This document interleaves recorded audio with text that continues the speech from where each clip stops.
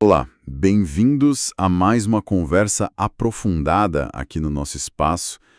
Hoje, olha, a gente tem um material que nos leva por um caminho bem inesperado, eu diria.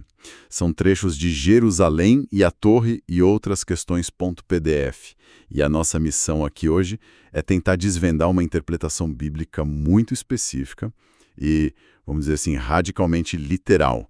Ela propõe uma ligação assim direta mesmo entre a Torre de Babel, lá do Gênesis, né, e a cidade de Jerusalém, especialmente aquela que a gente vê descrita no livro do Apocalipse.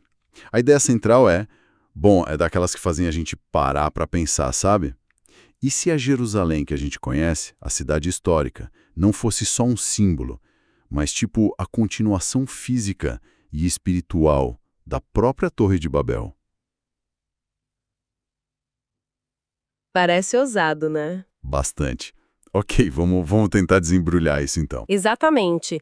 É uma leitura que vem de uma linha de pensamento que o material identifica como teologia de impacto.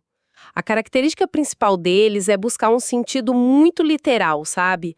Bem concreto nos textos bíblicos, quase como se fossem descrições técnicas mesmo, deixando um pouco de lado as interpretações mais alegóricas ou simbólicas. E o ponto de partida deles é surpreendente, olha só. Eles argumentam que João Batista, quando teve as visões do Apocalipse, ele não está usando Babilônia como um código para Roma ou para o pecado em geral, como muita gente interpreta, né? Ele estaria, segundo essa visão específica, reconhecendo a estrutura física mesmo e o propósito original de Babel, ali na Jerusalém do tempo dele. Certo. Reconhecendo Babel em Jerusalém. Isso é forte. É bem forte. Mas como é que essa conexão se sustentaria na prática? Porque a fonte argumenta que não é só uma ideia, né? É algo quase geográfico, material mesmo. Quais seriam os pilares dessa argumentação? Olha, eles apontam alguns elementos de continuidade, tá? Sempre baseados na leitura muito particular que fazem dos textos. Primeiro, eles falam da localização. Gênesis 11 diz que Babel foi construída na terra de Sinar. Tradicionalmente, a gente liga isso à Mesopotâmia, né, o atual Iraque. Mas a teologia de impacto, ela reinterpreta Gênesis 11.2 e conecta com Apocalipse 11.8, que menciona a grande cidade onde o Senhor foi crucificado. Aí eles argumentam que Sinar poderia, talvez, se referir a uma área mais ampla, que incluiria Canaã. Ou então que a influência e até a estrutura física mesmo de Babel teria se movido ou sido reconstruída em Jerusalém. É uma ideia. Diferente. Espera um pouco, isso já começa desafiando assim de cara o consenso geral, não é? Porque a arqueologia e, a maioria das leituras que a gente conhece colocam Babel bem longe de Jerusalém. Essa conexão geográfica é, no mínimo, polêmica. Sem dúvida alguma, é um dos pontos mais controversos mesmo dessa interpretação. E vai totalmente contra décadas de pesquisa arqueológica estabelecida. Mas, para a gente entender a lógica interna deles, da teologia de impacto, a gente precisa seguir o raciocínio que eles propõem, tá? Eles priorizam o que eles veem como evidência textual e revelacional, acima da arqueologia atual. Além da localização, eles apontam também para o material. A arqueologia lá na Mesopotâmia encontra tijolos cozidos, betume, né, em estruturas antigas. Eles não chegam a dizer que encontraram os mesmos tijolos em Jerusalém, isso não, mas sugerem uma continuidade de intenção, talvez.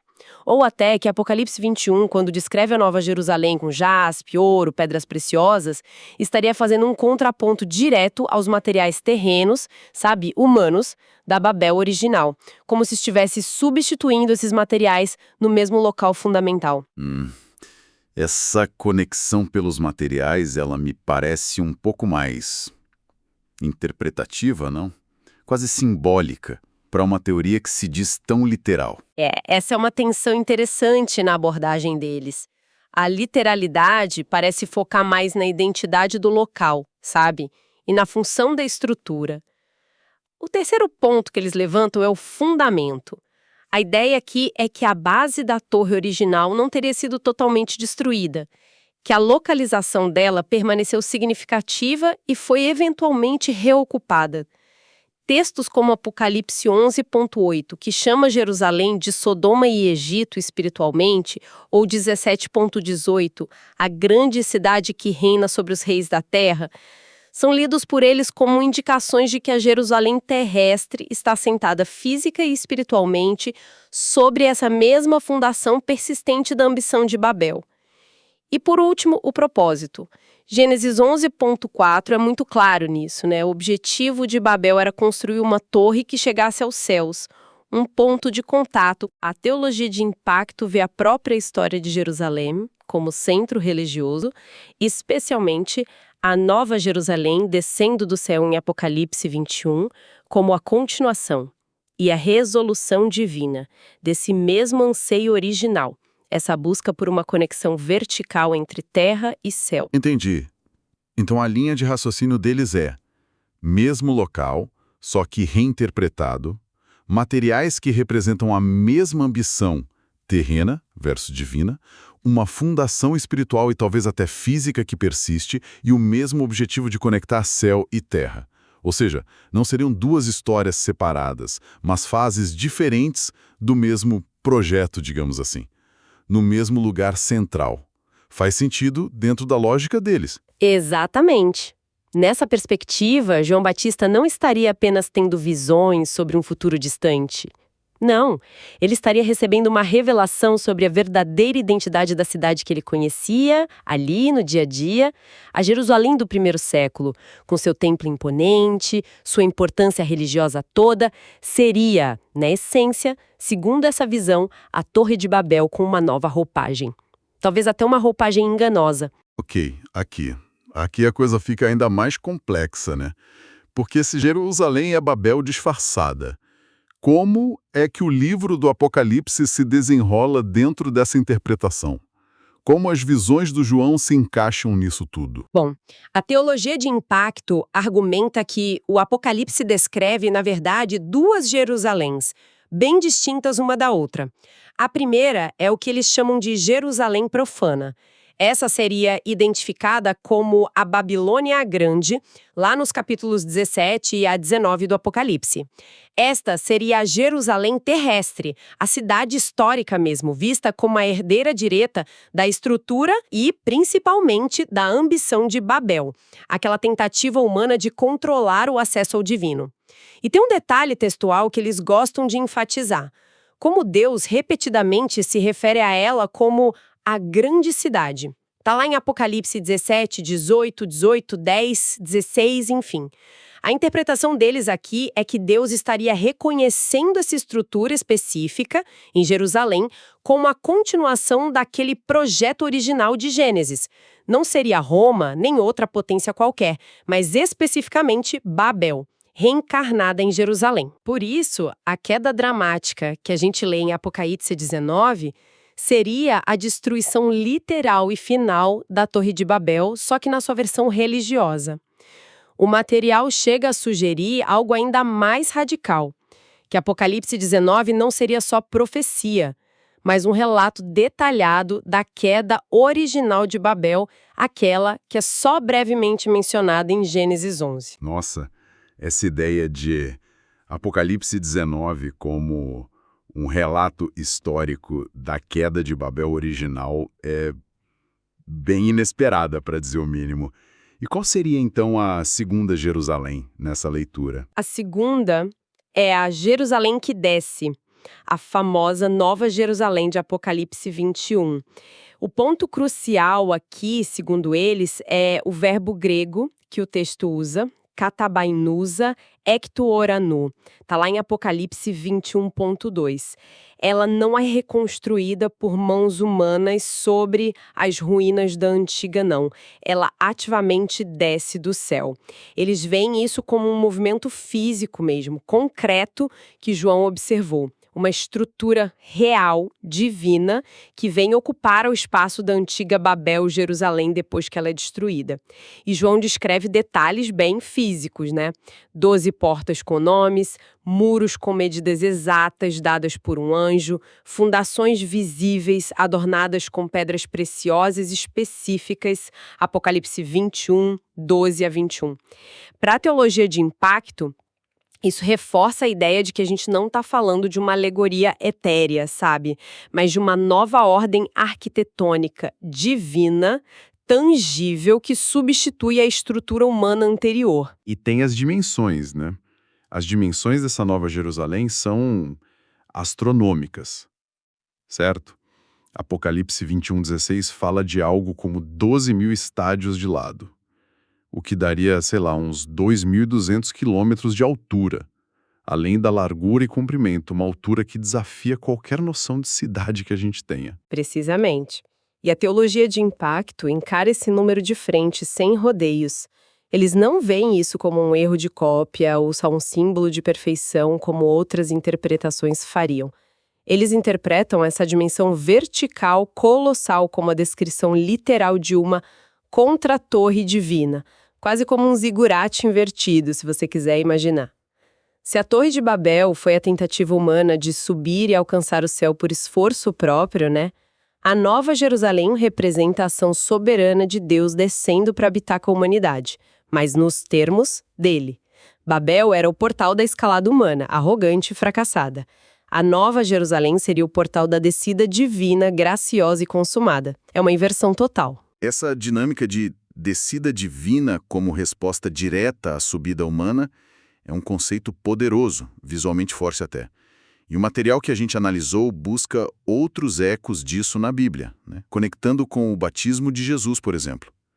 Como é que essa ligação é construída? Sim, essa conexão é vista como chave para eles. Primeiro, eles estabelecem o que chamam de eixo geográfico espiritual. O batismo de Jesus aconteceu no Rio Jordão, que é bem próximo ali da região de Jerusalém, e a descida da Nova Jerusalém também ocorre sobre o local da antiga Jerusalém Babel. Para essa teologia, os dois eventos acontecem no mesmo lugar fundamental, onde céu e terra se tensionam ou se encontram. A grande virada está na direção do movimento. Gênesis 11 é sobre subir. Mateus 3, que é o batismo, e Apocalipse 21, a Nova Jerusalém, são sobre descer. O batismo de Jesus é interpretado como a primeira manifestação física dessa descida divina nesse eixo que teria sido reativado ali. O texto de Mateus 3,16 é lido bem literalmente. Os céus se lhe abriram e o Espírito de Deus desceu como pomba. Para eles, não seria só uma visão interior de Jesus, mas um evento observável, uma miniatura do que aconteceria em escala cósmica depois, com a Nova Jerusalém. Entendi. Então, a Nova Jerusalém seria tipo um batismo em escala planetária ou cósmica. Exatamente essa a ideia. A Nova Jerusalém descendo em Apocalipse 21 seria o batismo da terra ou o batismo cósmico, como você disse. A cidade antiga, a Babel, Jerusalém profana, foi julgada e purificada pelo fogo, lá em Apocalipse 19. Imediatamente depois disso, o céu se abre de novo e a nova cidade desce sobre esse mesmo local, agora purificado. É como se a terra estivesse sendo imersa na presença divina. E eles notam, é um detalhe interessante, que o mesmo verbo grego para descer, katabaino, é usado tanto para o Espírito no batismo de Jesus, quanto para a cidade em Apocalipse. Isso reforçaria a ideia de ser o mesmo tipo de movimento divino, só que em escalas dramaticamente diferentes, do individual para o coletivo e geográfico. O material também faz uma conexão com Pentecostes, lá em Atos 2. O argumento básico é que a confusão das línguas em Babel, Gênesis 11, é revertida justamente em Jerusalém, né? Com os apóstolos falando em outras línguas e sendo compreendidos por gente de várias nações ali presentes. E a lista de povos em Atos 2, versículos 9 a 11, ela inclui partos, medos, elamitas e os que habitam na Mesopotâmia, Judéia, Capadócia, e aí vem a pergunta na multidão. O que quer dizer isto? Sim, Pentecostes é visto como outra peça importante nesse quebra-cabeça deles. A restauração da comunicação acontecendo justamente em Jerusalém reforçaria a tese de que ali é o epicentro, tanto da confusão original, isso assumindo que Jerusalém é igual a Babel, claro, quanto da restauração divina. A menção explícita da Judéia ao lado da Mesopotâmia, naquela lista de Atos, é interpretada por eles como uma possível pista textual, talvez sutil, dessa conexão geográfica que eles propõem entre os dois locais. E como a gente já mencionou antes, eles reforçam aquela ideia de que Apocalipse 19 seria o relato detalhado da queda original, conectando a dispersão de Babel em Gênesis 11 com a diáspora judaica, que já era uma realidade nos tempos de João. Ok. Reunindo todas essas peças, então, qual é a grande conclusão? O que essa linha de pensamento da teologia de impacto realmente quer nos dizer com tudo isso? Qual é o ponto final? Sintetizando bastante, a conclusão principal é que João Batista, lá no Apocalipse, não estaria usando Babilônia como um mero símbolo de impérios opressores ou da corrupção moral em geral, como é comum interpretar. Ele estaria, na verdade, fazendo uma revelação literal, quase arteotológica, como eles mesmos chamam. A Jerusalém que ele conhecia era, em sua fundação e propósito espiritual, agora desviado, claro, a Torre de Babel reconstruída.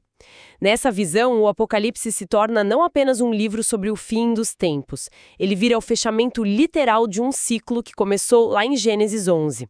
A história bíblica inteira ganha um eixo vertical muito forte. A humanidade tentou subir em Babel e foi frustrada. Deus desce na Nova Jerusalém e estabelece a conexão definitiva mais sobre a iniciativa e a soberania dele. É uma construção teórica impressionante. Principalmente pela audácia, né? E pela forma como ela tenta amarrar textos tão distantes no tempo e no contexto. Mas a gente não pode ignorar o elefante na sala, como se diz. Isso contradiz frontalmente o que a arqueologia estabelecida e a maioria das interpretações teológicas dizem sobre a localização de Babel, lá no Iraque, e sobre a natureza mais simbólica de muito do que está no Apocalipse. Como é que a teologia de impacto lida com essa dissonância tão grande? Olha, eles estão cientes desse conflito, sim, e o abordam diretamente nos materiais.